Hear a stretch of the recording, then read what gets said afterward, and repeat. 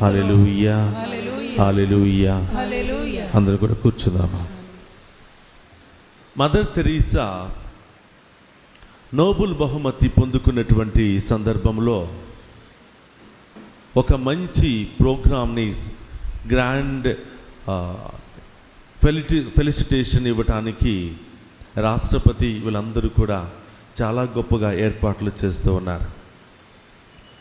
ఎంతోమంది పెద్ద పెద్ద నాయకులు, ఎంతోమంది పేరు ప్రఖ్యాతులు గటించినటువంటి ఉన్నతమైనటువంటి పదవుల్లో ఉన్నటువంటి వీరంతా కూడా ఈ స్టేజి మీద ఆసీనులై ఉన్నారు. మదర్ తెరీసా స్టేజి మీదకి పిలువబడింది. ఎంతోమంది ప్రజలు మరి లైవ్ ప్రోగ్రామ్ను చూస్తున్నారు. ఎన్నో వేల మంది ప్రజలు ఈ యొక్క సంతోషకరమైనటువంటి ఈ యొక్క కార్యక్రమంలో పాలు పంచుకోవడానికి ఎంతోమంది విచ్చేసి ఉన్నారు. అయితే ఈ నోబెల్ బహుమతిని పొందుకోవాలి అని రాష్ట్రపతి ఆహ్వానించినప్పుడు మదర్ తెరీసా వచ్చి మరి ఆ నోబెల్ బహుమతిని అందుకుంటుంది.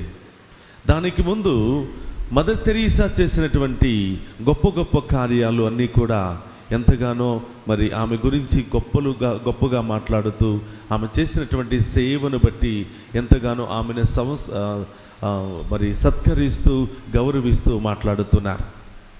మదర్ తెరీసాకి బహుశా ఆమె జీవితంలో సంతోషకరమైనటువంటిది, ఒక ఉన్నతమైనటువంటిది, ఒక మరుపురానటువంటి సమయం ఆ సందర్భం కావచ్చు. ఇలా ప్రతి ఒక్కరూ ఎవరికి తోసింది వాళ్ళు మదర్ తెరీసాకి బహుమతులతో సత్కరిస్తూ ఉన్నారు. నోబెల్ బహుమతిని, ఒక ఉన్నతమైనటువంటి పేరు ప్రఖ్యాతులు గడించినటువంటి నోబెల్ బహుమతిని మదర్ తెరీసాకు అందజేశారు. ఈ విధంగా ఎవరికి తోసినవి వాళ్ళు ఇస్తూ ఉండగా ఈ యొక్క జన సమూహములో నుండి ఒక స్త్రీ పరిగెత్తుకుని వస్తుంది. అయితే జనాలు మరి అక్కడ ఉన్నటువంటి సెక్యూరిటీ ఎవరు కూడా ఆ పరిగెత్తుకుని వస్తున్నటువంటి ఆ స్త్రీని లోపలికి అలౌ చేయలేదు. ఈ స్టేజ్ మీద ఆసీనులైన వారు పెద్ద ఉన్నతమైనటువంటి పదవుల్లో ఉన్నవారు, ద మోస్ట్ వాంటెడ్ అఫీషియల్స్. ఈమె చూస్తే ఈ కెమెరా అంతా కూడా ఆమె వైఫే ఫోకస్ చేస్తున్నాయి. ఆమె ఎవరయ్యా అంటే రోడ్డు పక్కన భిక్షం ఎత్తుకుంటున్నటువంటి ఒక స్త్రీ. అందరూ కూడా పెద్ద పెద్ద బహుమతులు ఇస్తూ ఉన్నారు. ఇదిగో మరి నిష్పక్షపాతంగా ఎలాంటి తారతమ్యాలు లేకుండా మరి అందరినీ కూడా వదిలిపెట్టి దేశం వచ్చి ఎంతోమంది బీదలకు, అనాథులకు సేవ చేస్తున్నటువంటి ఈ మదర్ తెరీసాకు నా వంతు కృషి నేను చేయాలి అని ఈ స్త్రీ, భిక్షమెత్తుకుంటున్నటువంటి స్త్రీ, ఆమెకున్నటువంటి ఆ రోజు వచ్చినటువంటి అన్నీ కూడా తీసుకుని మదర్ తెరీసాకి ఇవ్వడానికి ప్రయత్నం చేస్తుంది. కానీ సెక్యూరిటీ మాత్రం ఆమెను పంపించటం లేదు. ఇది గమనించినటువంటి మదర్ తెరీసా ఆమెను లోపలికి స్టేజ్ మీదకి పంపించండి అని మరి కోరింది. ఆమె యొక్క కోరిక మేరకు ఆమెను మరి స్టేజ్ మీదకి పంపించారు. బట్టలన్నీ మురికి అయిపోయినాయి, చిరిగిపోయినటువంటి బట్టలు, మురికిగా ఉన్నటువంటి ఆమె స్టేజ్ మీదకి వచ్చి మదర్ తెరీసా యొక్క కాళ్లకు సాష్టాంగ ప్రణామం చేసి ఆమె ఒక మాట చెప్తుంది, అమ్మా ఇదిగో ఉన్నతమైనటువంటి బహుమతి నీవు పొందుకున్నా. ఇదిగో ఇక్కడున్నటువంటి ఈ ధనవంతులందరూ కూడా వారికి తగిన విధంగా ఎన్నో మంచి మంచి కానుకలు నీకు ఇచ్చారు. అమ్మా పేదరాలినమ్మా, ఎన్నో సంవత్సరాల నుంచి ఇదే రోడ్డు మీద అడుక్కుంటున్నాను, భిక్షమెత్తుకుంటున్నాను. అయితే వీళ్ళందరూ ఏదో ఒకటి ఇస్తుంటే నేను కూడా ఏదో చెయ్యాలి అని తపనతో ఉన్నానమ్మా. అమ్మా చిన్న కానుకని చీదరించుకోక, భిక్షరాలనని చీదరించుకోక, వాసన వస్తున్నానని చీదరించుకోక, ఇదిగో అమ్మా ఈ చిన్న కానుక తీసుకో అమ్మా, ఏదో ఒక బ్రెడ్ అయినా వస్తుంది కదా అని ఆమె ఆ పోగు చేసినటువంటి ఈ చిల్లర డబ్బులన్నీ కూడా మదర్ తెరీసాకి ఇచ్చిందంట. మదర్ తెరీసా కన్నీటితో ఆమెను కౌగలించుకుని ఆమె ఇచ్చినటువంటి ఆ చిల్లర తీసుకుని ఆమె చెప్తుంది, ఈరోజు నా జీవితంలో ఒక మరుపు రానటువంటి శుభదినం. నేను చేసినటువంటి పనులను బట్టి నన్ను గుర్తించి సత్కరిస్తున్నటువంటి ఒక మంచి సమయం. చాలా ఆనందపడుతున్నాను, చాలా గర్వపడుతున్నాను దేవుడు నాకు ఇలాంటి మహాభాగ్యాన్ని ఇచ్చినందుకు అని చెబుతూ ఆమె చెప్తుంది, ఇదిగో ఈరోజు నేను నోబెల్ బహుమతిని పొందుకోవడం ద్వారా వచ్చిన ఆనందం కంటే, ఇదిగో నేను పొందుకున్నటువంటి ఈ యొక్క బహుమతుల కంటే, ఇదిగో ఈ పేద స్త్రీ ఇచ్చినటువంటి కానుక విషయంలో నేను ఎంతో ఆనందపడుతూ ఉన్నాను అని ఆమె సంతోషాన్ని వ్యక్తం చేసుకుంటుంది. గట్టిగా చప్పట్లు కొట్టి దేవుని మహిమపరుతా. ప్రియ సహోదరులారా, ఇది ఇలాంటి జీవిత విధానాన్ని మనమందరూ కూడా జీవించగలగాలి. ఈరోజు సువిశేషంలో కూడా చూస్తున్నాం, ఎంతోమంది దేవుని సన్నిధికి వచ్చి కానుకలు వేస్తున్నారు. గొప్పగా దీవించబడినటువంటి ధనవంతులు కానుకలను ఇస్తూ ఉన్నారు. దేవుడు చాలా సంతోషపడుతున్నాడు. చూడండి, నా బిడ్డలు వాళ్ళకి మంచి జాబ్ ఇచ్చాను, అన్నీ వాళ్ళకి సమకూర్చాను, కాబట్టి నన్ను మర్చిపోకుండా వాళ్ళు కృతజ్ఞతా భావంతో ప్రతి ఆదివారం వచ్చి కానుకలు సమర్పించుకుంటున్నారని సంతోషపడుతూ ఆనందపడుతూ అలాగే చూస్తూ ఉండిపోయాడంట. ఈ సమయంలో ఒక పేద స్త్రీ వచ్చింది. అలాగే భిక్షం అడుక్కుంటున్నటువంటి ఒక స్త్రీ వచ్చి ఆమె చెప్తుంది, అయ్యా చిరు కానుక దేవా, వాళ్ళలంట గొప్ప వ్యక్తిని కాదు, ఈ చిరు కానుకను ప్రేమతో స్వీకరించు అని ఆ రోజు ఆమె సంపాదించుకున్నటువంటి ఆ 2 నాణ్యాలను దేవునికి సమర్పించి వెళ్ళిపోయింది. అప్పుడు ఇది గమనించినటువంటి యేసు ప్రభు శిష్యులు పిలిచి ఈ విధంగా అంటున్నాడు, ఇదిగో ఇక్కడున్నటువంటి వారు ఇచ్చిన కానుకలన్నిటికంటే ఈ పేద స్త్రీ ఇచ్చినటువంటి కానుక ఎంతో ఉన్నతమైనది అని చెప్తున్నాడు. అప్పుడు శిష్యులకు సందేశం, ఒక అనుమానం వచ్చింది. ఏంటి ప్రభా, మీరు చూసారా ఆమె ఏమి ఇచ్చిందో? మీరు చూసారా ఇక్కడున్నటువంటి ప్రజలు ఎంతెంత ఇస్తున్నారో? వాళ్ళు ఎన్నో బుట్టలుగా కానుకలను తీసుకుని వచ్చి ఆ హుండీలో ఇస్తున్నారు. కానీ ఆమె ఇచ్చింది ఒక చిన్న 2 పైసల వెండి రాగి కాసులను ఇచ్చింది. ఎందుకు దేవా అలా అంటున్నారు అంటే ఆయన చెప్తున్నాడు, ఇదిగో ఇక్కడున్నటువంటి నా బిడ్డలు వారికి నేను ఇచ్చినటువంటి చూపించినటువంటి మార్గాన్ని బట్టి, దీవించిన విధానాన్ని బట్టి వాళ్ళు కానుకలు సమర్పించుకున్నారు. కానీ ఈమె, ఇదిగో ఆమె ఆస్తి అంతా కూడా ఇదే. ఈరోజు కష్టపడి రోడ్డు మీద ఎండలో భిక్షం ఎత్తుకుంటుంటే ఆమె సంపాదించుకున్నటువంటి ఆస్తి అంతా ఇదే. ఇది ఎందుకు నేను గొప్పది అంటున్నానంటే, ఆ 2 కానుకలు సాధారణంగా మనం ఏం చేస్తామంటే, మెడికల్ షాప్కి వెళ్తాం, ఎంత అడిగితే అంత మనం ఇచ్చేస్తాం. బట్టల షాప్కి వెళ్తాం, ఎంత పే చేయమంటే అంత పే చేస్తాం. The money that we earned, somebody is having authority over it. They are controlling our economy. షాప్కి వెళతాం, ఏదైనా కూడా మనం కొంటాం, కొన్న తర్వాత సో వాళ్ళు చెప్తారు ఇంత బిల్ అయిందండి, పే చేయండి అంటే ఏమీ ఆలోచించకుండా ఇచ్చేస్తాం. But when we come to the church we decide. ఏది డిసైడ్ చేస్తామంటే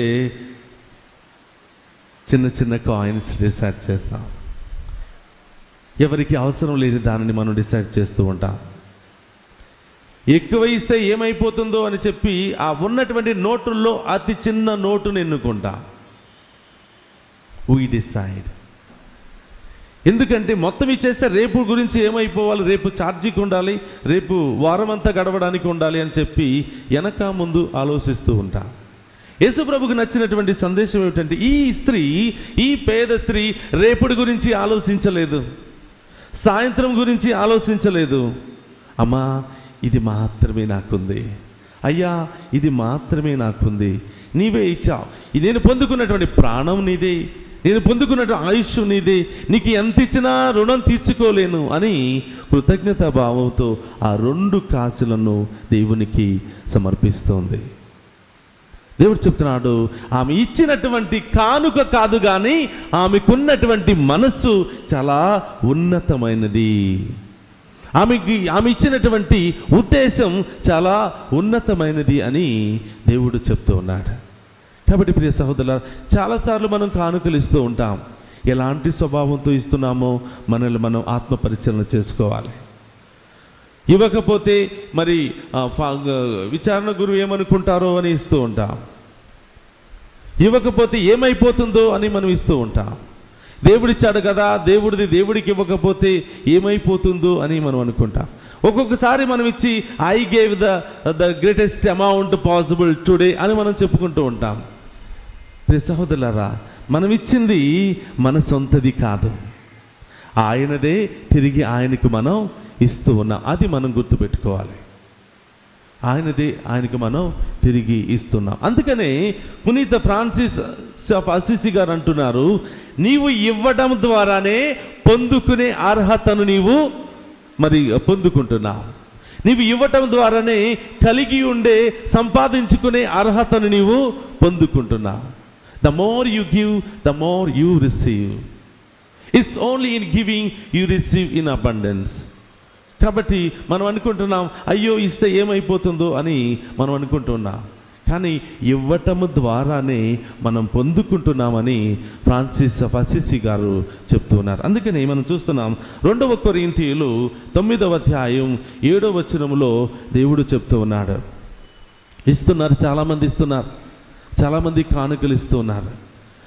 విచారణ గురువు అడిగారు కదా, ఇవ్వకపోతే ఏమవుతుందో అని మొకమాటం కొద్దీ ఇస్తున్నా.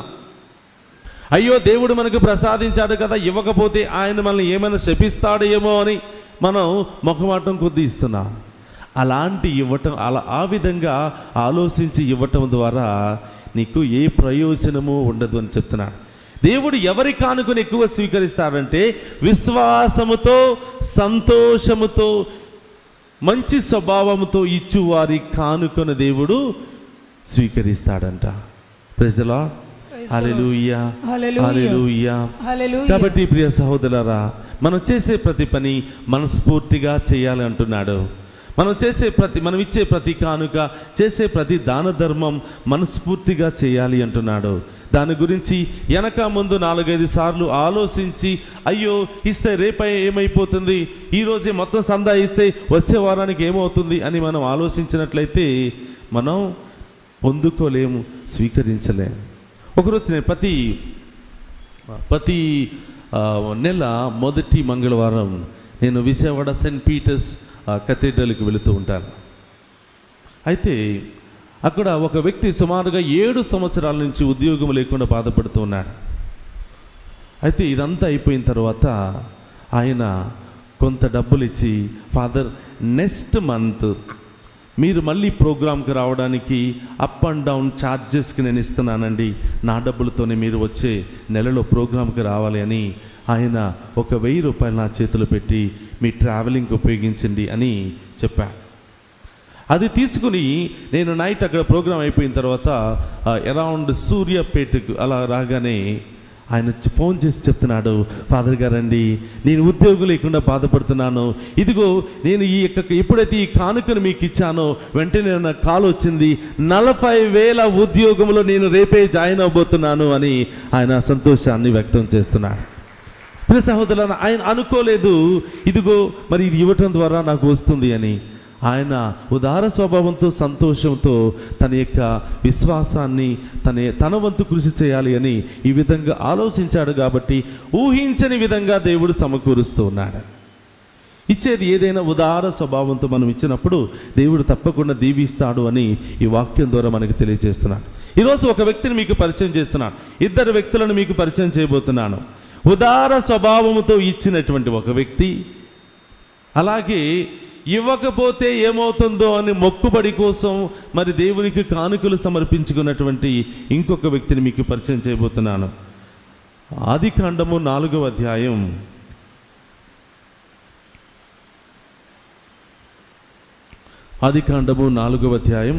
2వ వచనం నుంచి 4వ వచనంలో మనం చూస్తున్నాం. ఎవరండి? ఆదికాండము 4వ అధ్యాయం 2వ వచనం నుంచి 4వ వచనం వరకు. హేబేలును కనెను. హేబేలు గొర్రెల కాపరి, కయ్యూను సేద్యగాడు. కొంతకాలము గడిచిన తర్వాత కయ్యూను పండిన పంటలో కొంత పాలు దేవునికి కానుకగా కొనివచ్చెను. హేబేలు కూడా మందలో పుట్టిన తొలిచూలు పిల్లలను వాని క్రొవ్వుని తెచ్చి దేవునికి అర్పించెను. Praise the Lord. Hallelujah, hallelujah. ఆదాము అవ్వలకు 2 కుమారులు ఉన్నారు. ఒకరు కయీను, రెండవ వ్యక్తి హేబెల్. సో వీరిద్దరిని దేవుడు దీవించారు. ఒకరేమో గొర్రెల కాపరిగా ఉంటున్నారు, ఇంకొకరేమో పొలములో పనిచేస్తూ పంటను పండించుకుంటూ ఉన్నారు. మరి వారి యొక్క సాంప్రదాయం ప్రకారం వాళ్ళు కానుకలు సమర్పించుకోవాలి. అయితే కయీను, ఆ హేబెలు మాత్రం అతనుకున్నటువంటి దేవుడు సమకూర్చినటువంటి గొర్రెల మందలో నుంచి శ్రేష్టమైన దానిని, ఒక మంచి గొర్రె పిల్లను ఎన్నుకుని దేవునికి కానుకగా ఇస్తున్నాడు. ఇది చూసినటువంటి తన అన్న అయినటువంటి కయీను, ఆయన గొర్రె పిల్లనిచ్చాడు, నేను ఇవ్వకపోతే నాన్నగారు ఏమనుకుంటారో, అమ్మ ఏమనుకుంటుందో, దేవుడు ఏం చేస్తాడో అని భయంతో ఆయన ఏం చేశాడు, పంట దగ్గరికి వెళ్ళాడు, చూశాడు. ఇంత మంచి ధాన్యాన్ని ఆయనకి ఇస్తే ఆయన ఏం చేసుకుంటాడు? ఆయన తింటాడా? అమ్ముకుంటాడా? దీని ద్వారా ఆయనకి ఏం లాభం వస్తుంది అని చెప్పి ఏదో ఒక కానుక ఇవ్వాలి, మన మొక్కుబడిని చెల్లించుకోవాలి. ఇచ్చామా లేదా అన్నది మనం ఆలోచించాలని చెప్పి పంట చూశాడు. ఒకవైపు మంచి పంట ఉంది, రెండవ వైపు తూరు పారబట్టినటువంటి ఈ యొక్క గాలికి ఎగిరిపోయే చెత్త పొట్టు అనేది అక్కడ ఉంది. గబగబా ఆ పొట్టెను మరి సంచిలో వేసుకుని దేవుని దగ్గరికి వెళ్ళి తీసుకుని వెళ్ళి, అయ్యా ఇదిగో నీవు ఇచ్చినటువంటి కానుక అని చెప్పి దేవునికి సమర్పిస్తున్నాడు.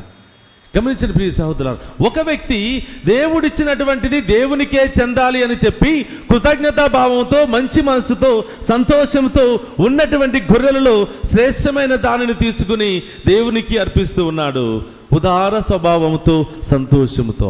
రెండవ వ్యక్తి బాధతో, విచారముతో ఆయన మరి దేవునికి కానుకను, దేనికి పనికిరానటువంటిది, ఎవరికి పనికిరానటువంటి దానిని దేవునికి సమర్పిస్తున్నాడు. చూడండి ప్రియ సహోదర, వారిద్దరిలో హేబెలును దేవుడు గొప్పగా దీవిస్తున్నాడు. వారి యొక్క మరి గొర్రెల మందను ఇంకా ఎక్కువగా వేల సంఖ్యలో, లక్షల సంఖ్యలో ఆయన అభివృద్ధి పరిచాడు అనేది మనం వాక్యములు చూస్తూ ఉన్నాం. కాబట్టి ఎలాంటి ఉద్దేశంతో మనం వస్తున్నాం అనేది మనం ఆత్మ పరిశీలన చేసుకోవాలి. ప్రియ సహోదరులు, ఈరోజు మనం మొదటి పట్టణంలో చూస్తూ ఉన్నాం.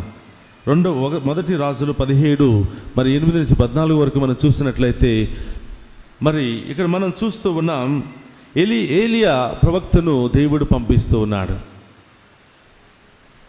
సరేఫతు గ్రామానికి వెళ్ళు, ప్రజలు అక్కడ అనేకమైనటువంటి పాపాలతో దేవునికి విరుద్ధంగా జీవిస్తూ ఉన్నారు, ఆ గ్రామానికి వెళ్ళు అని చెప్పి దేవుడు మరి ఏలియాని పంపిస్తూ ఉన్నాడు. ఇలాంటి సమయంలో అదే ప్రదేశంలో కరువు కాలం అనేది సరేఫతు గ్రామంలో దాపరించింది. అలాంటి సందర్భంలో ప్రజలందరూ కూడా తినటానికి తిండి లేకుండా చనిపోతూ ఉన్నారు. అప్పుడు ఏలియా ప్రవక్త మళ్ళీ ప్రార్థన చేస్తున్నాడు, అయ్యా ఎందుకు నా మీద పగ తీర్చుకోవడానిక ఈ కరువు ప్రదేశానికి పంపిస్తూ ఉన్నావు? జనాలు ఇక్కడ తినటానికి తిండి లేక, తాగడానికి నీళ్లు లేక చనిపోతూ ఉన్నారు, ఎందుకు నన్ను ఇక్కడికి పంపిస్తూ ఉన్నావు అని చెప్పి ఏలియా ప్రార్థన చేస్తూ ఉన్నాడు. అయ్యా ఇక నడవలేకపోతూ ఉన్నాను, ఆ ప్రదేశానికి వెళ్ళలేకపోతూ ఉన్నాను, ఆ గ్రామానికి చేరుకోకముందే నేను చనిపోతానేమో, ఎందుకు నాకు ఈ శిక్షను విధించావని ఏలియా ప్రవక్త ఏడుస్తూ ఉన్నాడు.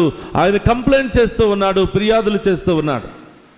అలాంటి సందర్భంలో దేవుడు ప్రత్యక్షమై ఏలియాతో చెప్తున్నాడు, ఏలియా భయపడవద్దు, నీవు వెళ్ళు, ఆ గ్రామం లోపలికి వెళ్ళు, ఒక వితంతువురాలు మరి కట్టెలు ఏరుకోవటం నీవు చూస్తూ ఉంటావు, ఆమె నీకు అన్ని సమకూరుస్తుంది అని దేవుడు చెప్తూ ఉన్నాడు. అదే ప్రకారం ఆయన వెళ్ళినప్పుడు ఒక వితంతురాలు మరి ఆమెకున్నటువంటి చిన్న పిండిలో కొంచెము పిండిను, ఉన్నటువంటి కొంచెము నూనెను రొట్టెగా చేసుకుని ఆమె బిడ్డ ఆఖరి రొట్టె, ఇది ఎంత అయిపోయింది, అందరూ కూడా చనిపోతున్నారు, ఇదిగో ఈ ఆఖరి రొట్టెను భుజించి చనిపోదాములే, ఇంకా మనకి ఏమీ లేదు అని చెప్పి ఆమె ఆ కట్టెలు ఏరుకుని ఆ రొట్టెను కాల్చుకోవడానికి ఆమె వెళ్ళిందంట. అప్పుడు ఏలియా ప్రవక్త అంటున్నాడు, అమ్మా తాగడానికి ఏమైనా ఉంటే ఇవ్వు అని చెప్తున్నాడు. వెళుతున్నటువంటి సందర్భంలో అలాగే అమ్మా ఏదైనా రొట్టె ఉంటే తీసుకుని రా అని చెప్తున్నాడు. ఈమె ఎంతో బాధతో, అయ్యో దైవ సేవకుడు వచ్చాడే, దేవుని యొక్క ప్రవక్త వచ్చాడే, అయ్యో ఈరోజే ఏమీ లేకుండా పోయాయి ఎలాగా అని చెప్పి ఆమె వెళ్ళి గబగబా ఇంటిలోనికి వెళ్ళి ఆ ఉన్నటువంటి ఆ కొంచెము గుప్పెడు పిండిని కలిపి ఆ ఉన్నటువంటి కొంచెం ఆయిల్తో రొట్టెని కాల్చి ఆమె అది ఎలీయా ప్రవక్తకి ఇస్తుంది. ప్రియ సహోదరులారా, మనమైతే ఏం చేసేవాళ్ళం అంటే, అయ్యా అంతా అయిపోయింది అయ్యా, కొంచెం మా ఇద్దరికే ఉంది, ఇంకా వేరే చోటికి వెళ్ళండి అని పంపించేవాళ్ళం. లేదా కొంచెం పెట్టి మనం కొంచెం దాచుకునేవాళ్ళం. లేదు మా పిల్లలకి కావాలని లేదు అని చెప్పి పంపించి ఉండేవాళ్ళం. కానీ ఆమె ఏం చేసింది, అయ్యో దైవ సేవకుడు నా ఇంటికి వచ్చి అమ్మా అని అడిగితే నేను లేదని చెప్పాలా? ఈయనకు లేదని చెప్పానంటే దైవ సేవకుడు దేవునికి కూడా నేను లేదని చెప్పినట్లే అని చెప్పి గబగబా వెళ్ళిందండి. ఆ రొట్టెని తీసుకుని వచ్చి ప్రేమతో దానిని సమర్పించింది. మనం చూస్తూ ఉన్నాం, ఆమె కరువుతో చనిపోయిందా, రోగాలతో చనిపోయిందా? ఆ రోజు నుంచి ఆ కుండలోనే పిండే కానీ ఆ పిడతలోని నూనె కానీ తరిగిపోలేదు. జనమంతా కూడా కరువు కాటకములతో మరణించినా కూడా ఆమె మాత్రం సమృద్ధిగా దీవించబడింది. మళ్ళీ పంటలు పండేంత వరకు ఆమె ఎలాంటి కరువుకు గురి కాలేదు అని దేవుని వాక్కు సెలవిస్తూ ఉంది. కాబట్టి ప్రియ సహోదరి సహోదరులారా, ఇంకొక వ్యక్తిని మీకు పరిచయం చేస్తున్నాను. ఒక రోజంట ఎలీషా ప్రవక్త దేవుని యొక్క ఆజ్ఞ మేరకు పట్టణానికి పల్లె పల్లెకు వెళ్ళి సువార్తను బోధిస్తూ ఉంటే అక్కడ ఒక ధనవంతురాలు ఎలీషా ప్రవక్తను చూస్తూ ఉంది. అయ్యో ఈ దైవ సేవకుడు మండుటెండటల్లో వర్షాలలో ప్రయాణం చేస్తూ ఉన్నాడు, అలసిపోతూ ఉన్నాడు, సరిగా తినడానికి తిండి లేక, ఉండటానికి స్థలం లేక, తాగడానికి నీళ్లు లేకుండా ఈయన ఈ విధంగా బాధపడుతున్నాడు. అయ్యో ఎప్పుడు ఏమవుతుందో తెలియదు అని చెప్పి ఊహించినటువంటి ఆ స్త్రీ ఏం చేస్తుందంటే ఎలీషాను ఆయన ప్రవక్తలను ఆ ఇంటికి ఆహ్వానిస్తుంది. గమనించిన ప్రియ సహోదరులారా, అందరికీ డబ్బులు ఉంటాయి, అందరికీ ఆస్తులు ఉంటాయి, అందరికీ అన్ని సౌభాగ్యాలు ఉంటాయి, కానీ సౌభాగ్యము కలిగినటువంటి హృదయం ఉండటమే గొప్పతనం. ఉదార స్వభావం కలిగినటువంటి హృదయం ఉన్నట్లయితే నీవు ఏ కొరతకు కూడా గురి కావు అని దేవుని యొక్క వాక్కు సెలవిస్తుంది. ఒకరోజు నేను చూస్తూ ఉన్నాను, ఒక వ్యక్తి అక్కడున్నటువంటి ఒక ఫాదర్కి ఫోన్ చేసి, father I'm coming along with my family, I want a blessing, later I want to donate something to the centre అని చెప్తూ ఉన్నాడు. So please waited for the family. They came in the fortune car, the big family. They sat along with the priest more than hour. వారు ఒక మంచి కారులో వచ్చి ఆ గురువుతో సుమారుగా గంట సేపు కూర్చుని మాట్లాడి ప్రార్థన చేయించుకుని ఒక 2,000 రూపాయలు డొనేషన్ పెట్టి వెళ్ళిపోయారు.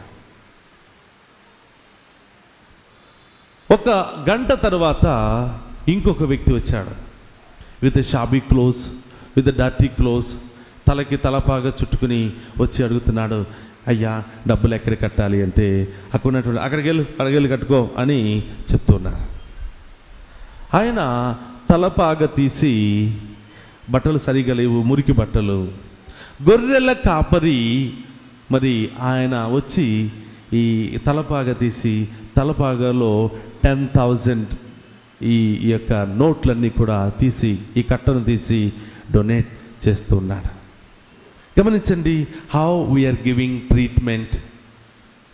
ఒక వ్యక్తి పేదవాడైనా మరి ఉన్నతమైనటువంటి సౌభాగ్యము కలిగినటువంటి హృదయం ఉంది, ఇంకొక వ్యక్తి కోటీశ్వరుడైనా ఆయనలో ఉన్నటువంటి మనసు మాత్రం చాలా చిన్నగా ఉంది. మనం ఏం చేస్తామంటే మంచిగా ఇన్షర్ట్ మంచిగా అలంకరించుకుని మంచి బట్టలు వేసుకుని ఒక మంచి కారులో వెళితే మన ఇంటికి వస్తే, సార్ ఏం కావాలి మీకు, రండి కూర్చోండి, కాఫీ తాగుతారా, నీళ్లు తాగుతారా అని మనం వాళ్ళని సత్కరిస్తాం.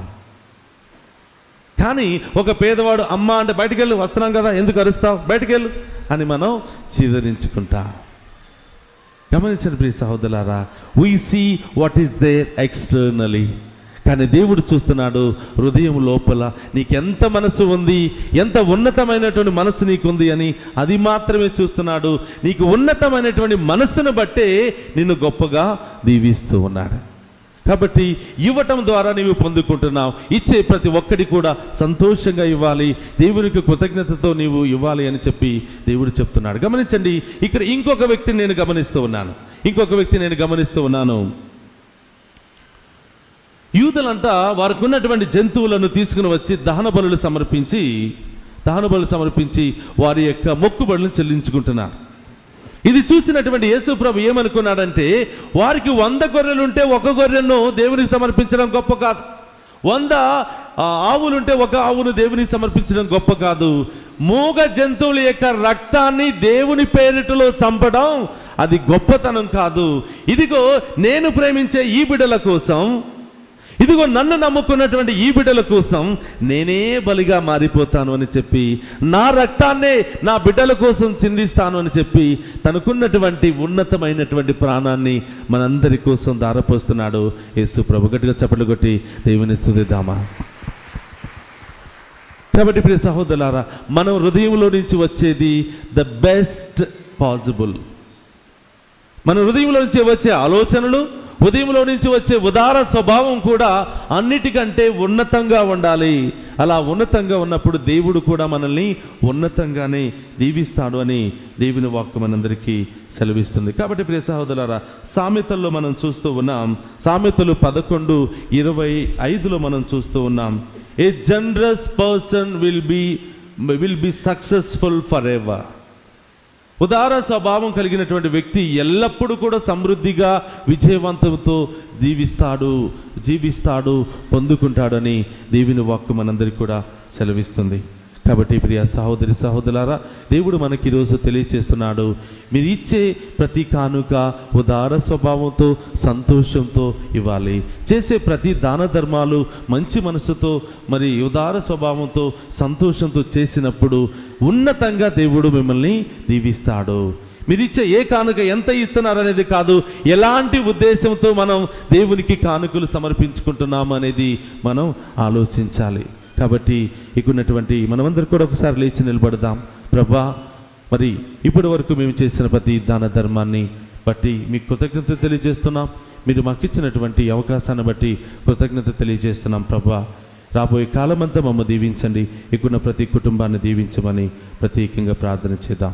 పితా పుత్ర పవిత్రాత్మ నామమున ఈ వాక్యం ద్వారా దేవుడు మనల్ని దీవించి సదా కాచి కాపాడునుగాక. ఆమేన్. క్రీస్తునాథుని యందు ప్రియ సహోదరులారా, ఈరోజు దేవుడు మీ కుటుంబంలో గొప్ప కార్యాలు చేయబోతున్నాడా, గొప్ప స్వస్థతను దేవుడు చేయబోతున్నాడు. రేపే మీరు సాక్షిగా మారబోతున్నారు. దేవుని ఆరాధించడం ద్వారా, మీ ఇంటిలో నుండి దేవుని మహిమపరచడం ద్వారా దేవుడు నిన్ను తాకి స్వస్థపరచబోతున్నాడు. నీవు అక్కడ స్క్రోలింగ్ లో ఉన్నటువంటి నెంబర్ ఫోన్ చేసి ఎలాంటి దీవెన నుండి, ఎలాంటి సమస్య నుండి నీవు విడుదల పొందుకున్నావో దేవుని సాక్షిగా నీవు మారు.